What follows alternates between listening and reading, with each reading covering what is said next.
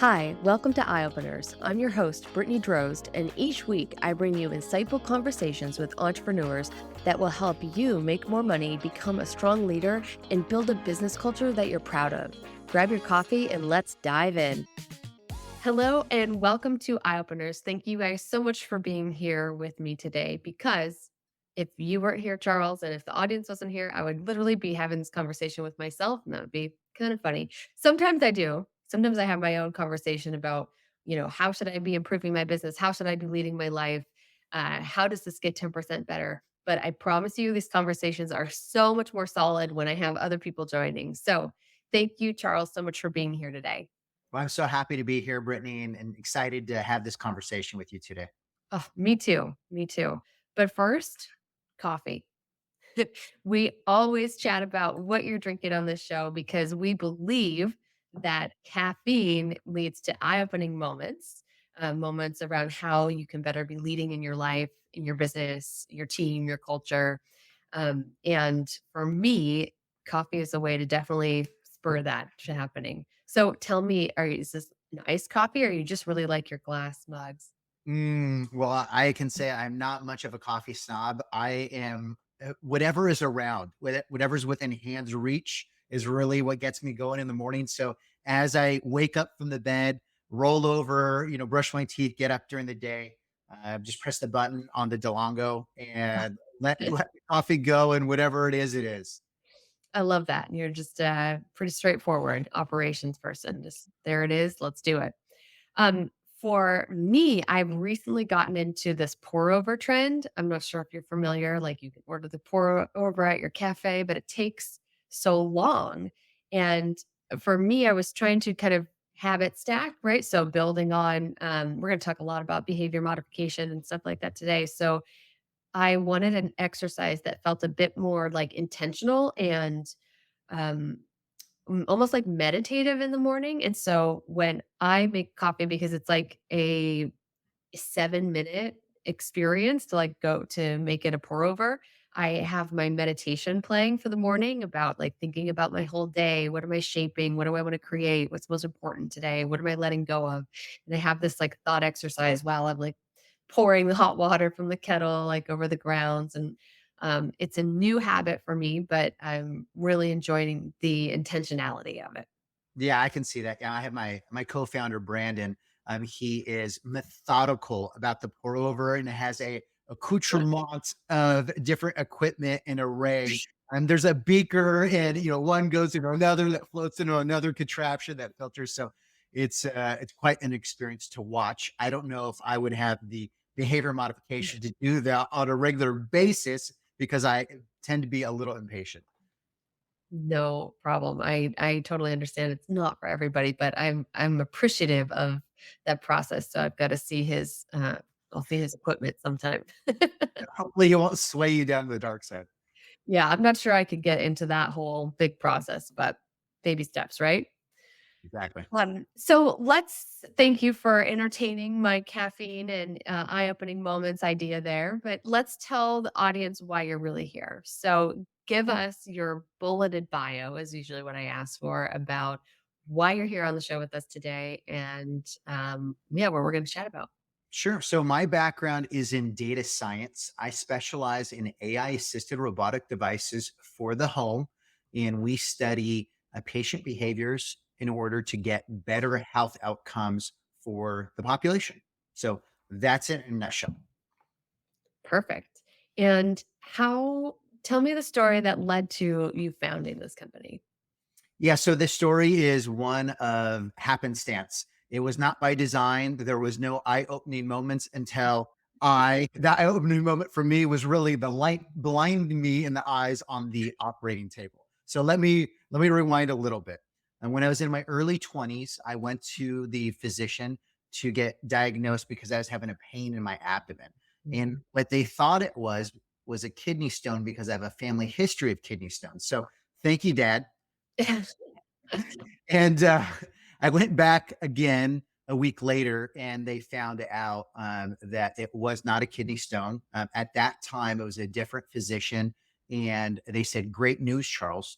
We know what you have. You're going to the operating room. So that was my eye opening moment when the light shined upon me on the operating table. But I had a ruptured appendix, and it was mission critical. And thankfully, and I'm very grateful for the physicians that worked on me because they saved my life. Mhm. Yeah. Yeah. Um, I don't know if I shared, my niece had an appendectomy last week, and it's just one of those things, like, it happens in that moment, it's a total emergency, like, when it's happening, and, yeah, it can just come out of nowhere, and I know a lot of really healthy people. My, neighbor who I'm really close with, he had one a few years ago, and it was like, throw the kids over the fence kind of moment, we gotta go to the hospital, and it is a really, it can be a kinda like life-shifting experience for a lot of people, because relatively healthy people, this happens for them, and it changes their perspective of their health. And so what did it shift for you that day? Well, it changed my entire perspective of how things could be in the future because, when I was in my early 20s, I was very naive in regards to communicating, interacting with providers. And because I wasn't able to communicate exactly what was going on with myself and my body, it's hard for them to understand and treat you accordingly. So this communication that goes back and forth between patient and doctor is mission critical, but oftentimes you have a subject matter expert being a physician or a nurse, and then you have the other side, which was me, not very sophisticated at that time and couldn't really articulate exactly what was going on. So it really opened my eyes to some of the issues and challenges that many physicians and patients experience on a regular basis. Right, right. So, when you were starting to understand some of these challenges, like, help me bridge the gap from, that experience in the OR to, now working with behavior change and how you're trying to guide that to impact lots of people's lives. Yeah, so it's easy to connect the dots from the past to the future. So I'll connect those for you pretty quickly. But that changed my trajectory in life. So I was following my brother's footsteps. So first it was my father, now it's my brother. And my brother's footsteps was in investment banking. So I was a finance major. I worked at a bank. And after that incident, then I decided to change the trajectory and work for a small healthcare company called Johnson and Johnson. That company gave me the foundation, and exposure to healthcare that I always longed for. And it opened up my eyes because I was not a science major, but I was studying healthcare. And it was a fantastic experience. It gave me exposure to talk to the people that treat face to face the majority of the population, which are your physicians and your nurses. So by having those communications and seeing how they practice medicine, which is called empiric treatment, which is based upon their medical school education and their clinical experience. They assess each patient and then treat them accordingly. And that's the best that they have right now. So I was trying to figure out myself, well, what if there's a better way to care for people so we can figure out a blueprint for medicine? So that's why I decided to start this company. Is there's got to be a better way to treat people. If providers knew if patients were taking the medications, then we could know definitively which medications work best for whom. Oh, I love that. I love that. That is just such a big problem. I know, my husband personally, he's a physician, and in the ER, they get like a medication list, but they have no idea, how people, they're self-reporting, right? And what we know is all the bias that's inherent in self-report, and that it really, really changes, um, if you had actual information. So, gosh, I mean, from Johnson and Johnson, which I imagine is, it's a big corporate experience, and it's a pretty, like, safe job. How did you get the courage, and what was, like, kind of running through your mind to launch this company? Because there's a lot of entrepreneurs in the audience right now that are gonna be listening to this, and these stories, these moments of, like, what was going on in your head, and what how you initially took that leap. Mhm. Well, I had a number of experiences. I worked with a number of Fortune 500 companies. I was also a mentor at StartX Med, which is a Stanford-based accelerator. So it gave me Cool. exposure to a number of startups within Silicon Valley. As my career trajectory, went through a couple different companies, they started to notice that the variabilities of practice are so wide from city to city, state to state, because I was able to see different health systems, to see different providers, to speak with patients across the country. And what you see is many different variables multiplied exponentially across the healthcare system. So it's very complicated to replicate best practices in one area in another when you have different labor pools and technology and processes. So it started to spin in the back of my head is there a better way to do things now so we can create more of a standardized environment? And the biggest opportunity from my perspective is really where you and I both stand right now, which is in our home. We have no idea what's going on with patients in their home, and that could be fixed right now. Right. That's awesome. I love the way that you're thinking about that because so often I feel like it's another medicine, something else I need to take or do or whatever, instead of working with, hey, just let's better understand the patient's daily experience and work within that. Because what I know about behavior change, which is what I do for a living, that if we can shrink the change, if we can ask them to make the smallest, minute change, then it stands to be so much more effective. And people will be successful at that if we can just really pinpoint and identify and ask people to make the smallest change. And you're speaking about daily habits, and Yep. we know that many folks, millions and millions of folks, are challenged with those regular habits and changing them over a long period of time. So, if Mhm. most folks in the country around the world are struggling with weight issues because of mobility and exercise, and Mhm. also dietary and nutrition choices, then what we do to stabilize their conditions is we give them a prescribed regimen or a cocktail of different medications to stabilize their disease state, whether it's diabetes, cardiovascular disease, or something else that may or may not be controllable. But how can you expect somebody to take their medications as prescribed if they're struggling with their diet and their exercise? That seems like a lot to ask somebody when they already have existing behaviors that may not be in line with what's best for their health. Mhm. And so does Hido show the treating practitioners, physicians, what's happening? Like would they would understand how they're taking that medication or would they be able to see other types of habits and let's say like eating or exercise? Yeah, so Hido is an AI assisted robotic device that lives in the home, and it eases the burden on patients to follow the prescription of medications by their doctor or their nurse, but do it in a fashion where it becomes a habit. So you walk up to the unit, it uses Face ID, it unlocks, it dispenses the medications. Then a patient walks up with a transparent cup and takes their medications. And what it does is it monitors the different behaviors. So let's say, for instance, Brittany, I send you a message on your mobile app reminding you to take your morning medications to make sure that your glucose levels for diabetes need to be decreased. So you take your medications, but for the first month, maybe you're doing it within 15 minutes. But now we're at month 3 and you're taking it every other day. You're coming in maybe 90 minutes late. And there's an irregular pattern. Now your doctor or nurse can communicate with you is there something wrong at home? Is there Mhm. something that's changed in your life that's prompting this behavior? Because right now, those conversations aren't happening because patients are self reporting what's happening. And whatever they say is the basis of how a doctor or nurse can treat them. But if patients like you and me aren't entirely honest with what's going on, that there lies the underlying issue.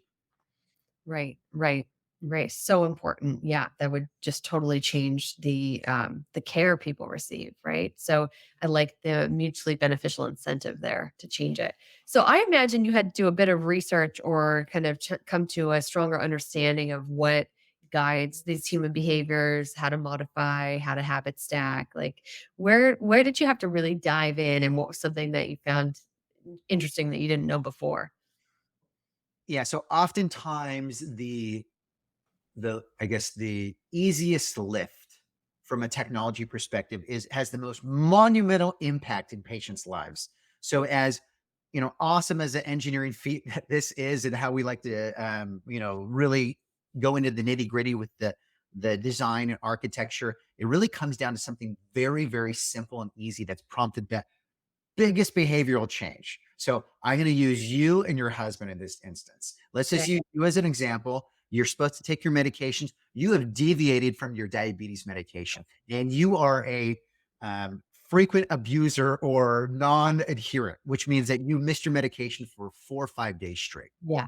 The fastest way to elicit change is text message your husband that you missed your medication, so then he can speak to you about it.